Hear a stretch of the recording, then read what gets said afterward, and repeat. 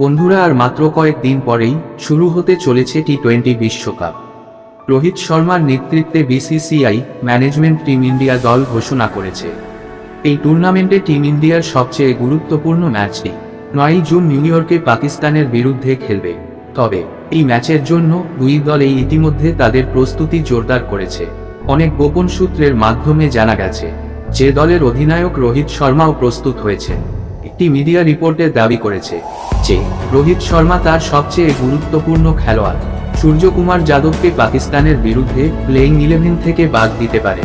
কারণ বন্ধুরা, পাকিস্তানের বিপক্ষে সূর্যকুমার যাদবের পারফরমেন্স খুব খারাপ, তাই পাকিস্তানের বিপক্ষে ম্যাচে প্লেইং 11 থেকে সূর্যকুমার যাদবকে বাদ দেওয়ার বিষয়ে দলের অধিনায়ক এবং ম্যানেজমেন্ট দুজনেই একসঙ্গে বিবেচনা করতে পারে।